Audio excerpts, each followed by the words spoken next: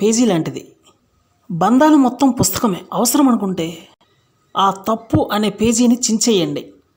కానీ ఆ ఒక్క పేజీ కొరకు మొత్తం పుస్తకాన్నే పోగొట్టుకోకండి. అలాగని తప్పులు చేసేస్తూ ఒక్కొక్క పేజీని చించేస్తూ అట్టనే మిగిల్చుకోకండి. నిజాయితీగా ఉన్నవాడు పొగరగానే ఉంటాడు. ఎందుకంటే అమ్ముడు పోలేడు కాబట్టి, ఆత్మగౌరవంతో బతుకుతాడు కాబట్టి. అబద్ధం దర్జాగా బతికి ఏదో ఒక రోజు చస్తుంది. నిజం రోజు చస్తూ ఏదో ఒక రోజు బతికి భవిష్యత్తుకి చరిత్రగా మారి నిత్యం బ్రతుకుతుంది. కష్టాల్లో ఉన్నప్పుడు కన్నవాళ్ళు, సంతోషంలో ఉన్నప్పుడు స్నేహితులు గుర్తొస్తారు. ఆకలితో ఉన్నప్పుడు మాత్రమే అమ్మ గుర్తుకొస్తుంది. అడగని వారికి ఇచ్చే సలహా, ఆసక్తి లేని వారికి చెప్పే విద్య, వీటి వల్ల ఏమీ ప్రయోజనం ఉండదు.